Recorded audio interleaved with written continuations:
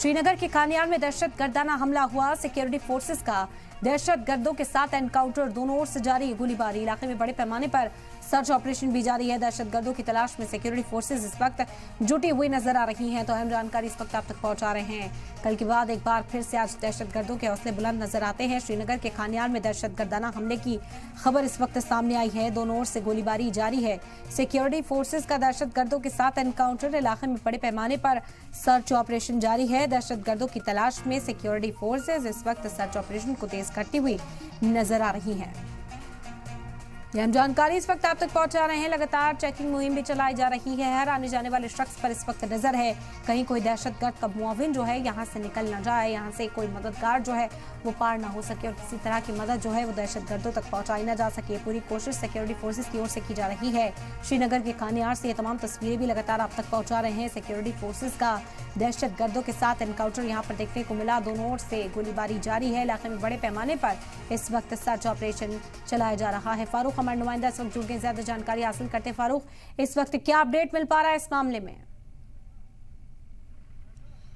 देखिए, फिलहाल अभी जो है मुठभेड़ चल रही है और दृश्य एक बार आपको दिखाना चाहूँगा। बिल्कुल इस गली के अंदर जो मकान है वहाँ पे मिलिटेंट छुपे हुए हैं। लगातार फायरिंग का सिलसिला चल रहा है और सूचना के आधार पर यह सर्च ऑपरेशन आज सुबह शुरू किया गया था, जब जम्मू कश्मीर पुलिस और सुरक्षा बलों को इतला थी कि इस इलाके में मिलिटेंट छुपे हुए हैं। और जो ही वो उस जगह पे पहुँचे जहाँ पे अभी फायरिंग चल रही है, तो उस समय उन्होंने फायर खोला था, जिसके बाद ये मुठभेड़ शुरू हो गई। फिलहाल अभी जो कहा जा रहा है कि एक मिलिटेंट इसमें मारा गया है। हालांकि आधिकारिक पुष्टि अभी नहीं हो पाई है इस चीज़ की। और सुरक्षा बल और जम्मू कश्मीर पुलिस लगातार सतर्कता की तौर पर इस ऑपरेशन को अंजाम देना चाहते हैं, क्योंकि ये जो जगह है ये पूरे इलाके की अगर हम बात करें तो काफ़ी कंजेक्टेड एरिया है। ये एक दूसरे के साथ मकान जुड़े हुए हैं, यानी जो आसपास में लोग रहते हैं उनको भी वहाँ से इवैक्यूएट करने की जो प्राथमिकता है वो जम्मू कश्मीर पुलिस और सुरक्षा बलों को रहेगी।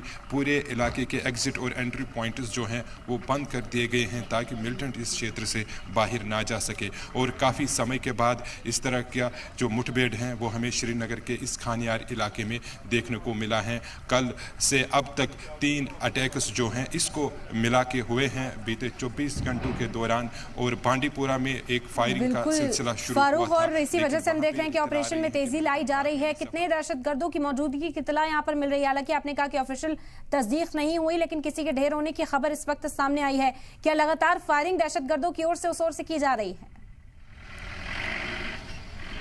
देखिए, फिलहाल यहाँ पे एम्बुलेंस को भी लाया गया है, तो अभी इसमें शायद कुछ घायल जो लोग हैं वो हुए हैं। इस बारे में अभी भी पुष्टि सही तौर पर नहीं हो पा रही है, लेकिन एम्बुलेंस लाई गई है। इसका मतलब है कि कहीं ना कहीं जो मिलिटेंटों को हैं उनको क्षति ज़रूर पहुँची है। फिलहाल प्राथमिकता यही है कि इस ऑपरेशन को बिना किसी कोलेटरल डैमेज के जो है अंजाम तक पहुँचाया जाए। और पूरे इलाके की अभी घेराबंदी लगातार बनी हुई है। जम्मू कश्मीर पुलिस, सुरक्षा बल का ये जॉइंट ऑपरेशन है और इसके साथ साथ स्पेशल ऑपरेशन ग्रुप जो जम्मू कश्मीर का हैं उन जिनको काफ़ी महावरत हैं एंटी मिलिटेंसी ऑपरेशन, इसमें उनकी अहम भूमिका रहती है, तो वो भी इस ऑपरेशन में अभी शामिल हैं। तो समय लग सकता है, लेकिन कोशिश यही है कि उस ऑपरेशन को जल्द से जल्द जो है अंजाम तक पहुँचाया जाए। और अभी एक बार फिर से मैं आपको दिखाना चाहूँगा, ये वो गली हैं जहाँ पे जो एंट्री हैं वो इस इलाके की हो रही हैं और अंदर से जो एक मकान है वहाँ पे मिलिटेंट छुपे हुए हैं